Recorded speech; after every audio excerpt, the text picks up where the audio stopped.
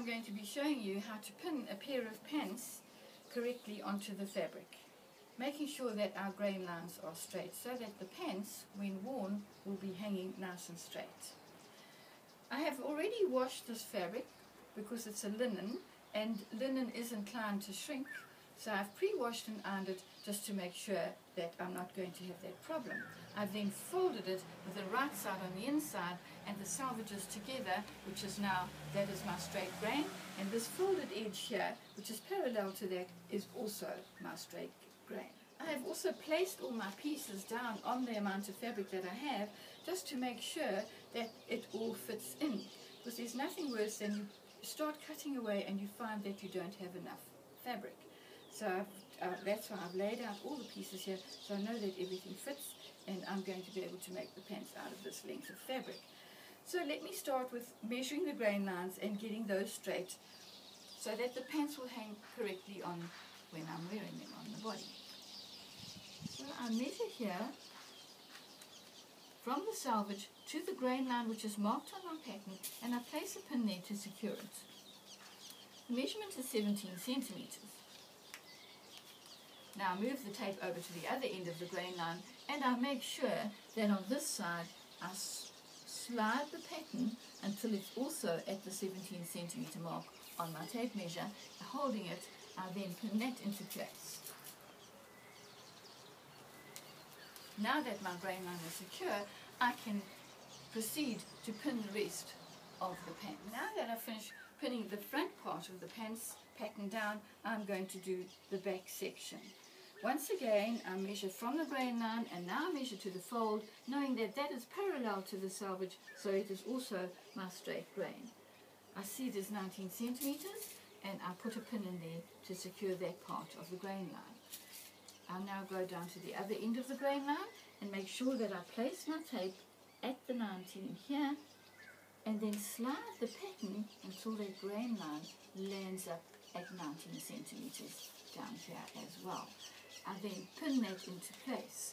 Now that that is pinned into place, I know that my pants are going to hang straight, and I proceed to do the rest of the pinning. Now that I've completed pinning the back piece of the pants pattern, I'm going to pin the smaller pieces, which are the waistband, the flower pieces, and pockets.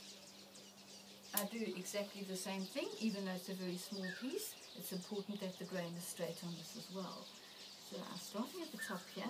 I measure what that grain is, placing it as straight as I can before I start, and I see it is 13 centimeters. So I pin at the top here, and then I go down. It's very short, and I make sure that I go to the 30 again, holding there and swinging this to match.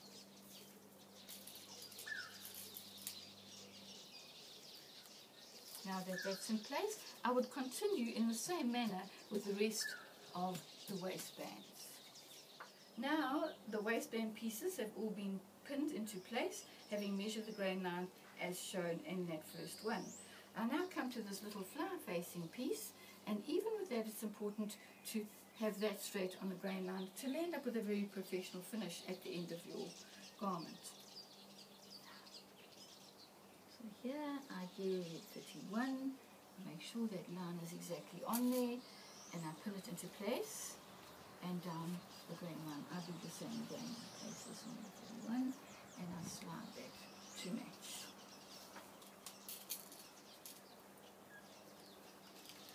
Now coming to the other little part of the flower, which is a zip stand, it's actually a piece that is opened out, and when folded needs to be placed on the fold, and that is the straight grain, and so is this fold. So I just place it carefully onto the fold, making sure it's very accurately on the fold, and then I just pin it into place, knowing that that center line there is on the straight grain, because the fold is the straight grain. I now come to the pocket, and once again I do exactly the same. I have the grain line on it, I measure it, get it nicely onto the line, put a pin on it, making note of that measurement, and I move down the fabric to the end of the grain line, and I slide that until it's in line with that measurement, and I pin that into place, Once that's done, I can continue to pin that down. Now that I have correctly placed my pattern, measured the grain lines and pinned it down, I'm ready to start cutting it out. When cutting out, make sure you have a really nice sharp scissors. It makes the job easier. Also make sure that as you're cutting, your scissors is resting on the table, because that way you will be able to cut more accurately. So you cut around the outer edge of your pattern piece.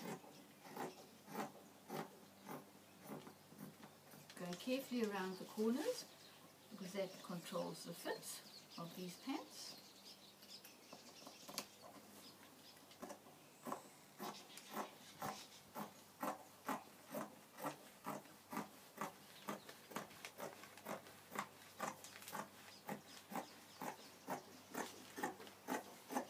Always cut off the edge so I don't have tails of fabric wandering around afterwards. And always cut in a direction that is the most convenient for you to cut accurately. So I'm coming down the side here now.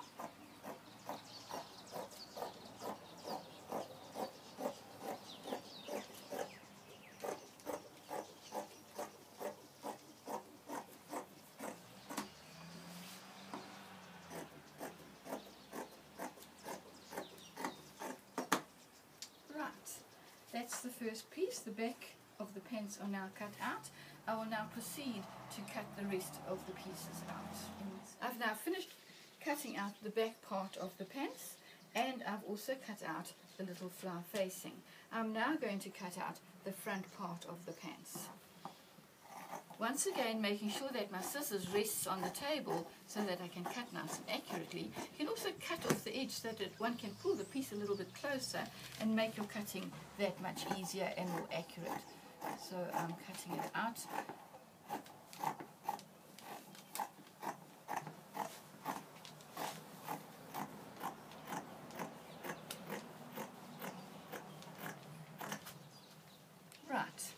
Come here, because this is going to be easier to cut in this direction. So always cut in a direction that makes it easier for you to cut accurately.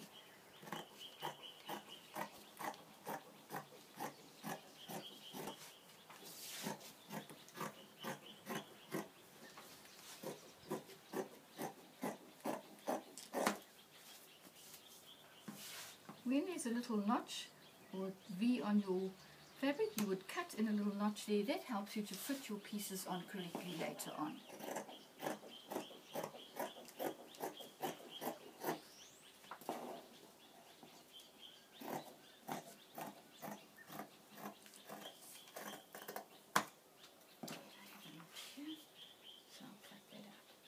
That is the front now completely cut. Now that I've finished unpinning most of the pieces, I'm just going to show you the last bit and how to unpin that. So you would carefully pull all your pins out.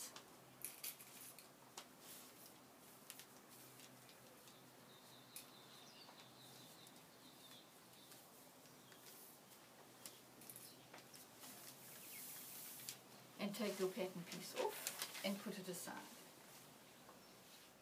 Now that I've finished unpinning all these pieces, before separating them, I will mark them. I like to use a piece of soap. You can use a tailor's pencil or tailor's chalk. The reason we do that is with a plain fabric like this, you don't always know which is wrong or right side once you start sewing. You will have decided on the right side and folded it to the inside. So now what I'm going to be marking is the outsides, which are the wrong side. So using a piece of chalk, just put a little cross in and make sure that you fold it over so that you're marking it into a pair. Do the same with each and every piece, and now you won't have the problem of sewing the wrong pieces together. So just marking a little cross with your soap or chalk is all you need to do, making sure that you flick over and mark the other side so that you are keeping it all in a pair.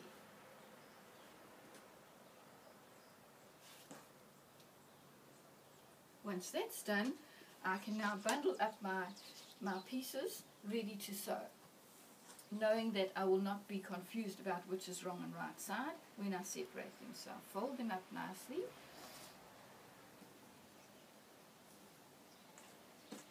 Put them all in a bundle.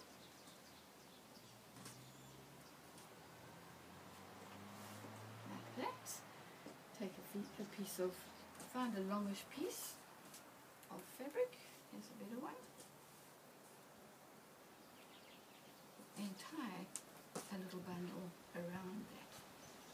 Now the reason you do that is so that you don't lose your small pieces, A, and B, so that the pieces that are left behind, you don't get mixed up with what is your garment ready to sew and what are the pieces that are left over. Thank you for watching.